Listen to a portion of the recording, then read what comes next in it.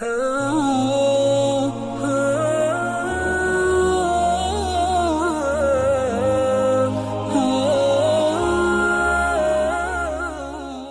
کے نیچے سبسکرائب کے بٹن پہ کلک کریں، بیل کے آئیکن پہ کلک کیجئے تاکہ ہر نئی ویڈیو کی نوٹیفیکیشن آپ کو ملے۔ ویسے تو جو دعائیں وظائف میں بتایا کرتا ہوں اس کی عمومی اجازت ہوتی ہے،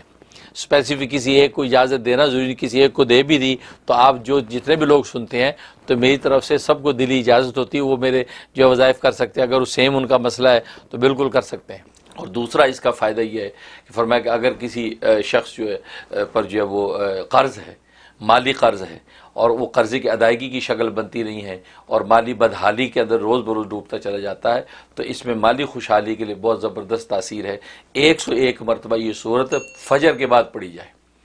دن میں فجر کے بعد پڑھ لے دی بیسٹ، ورنہ زور کے بعد بھی پڑھ سکتا ہے، تو فجر کے بعد 101 دفعہ یہ صورت نصر پڑھی جائے، اول آخر 11 مرتبہ درود شریف کے ساتھ، اور دعا کی جائے، اور یہ 71 ڈیز یہ عمل کرنا ہے۔ انشاءاللہ کسی بھی قسم کا بھی مالی تنگی اور پریشانی ہوگی، اللہ تبارک و تعالی اس صورت کی برکت سے اس کو مالی خوشحالی عطا فرما دیتے ہیں۔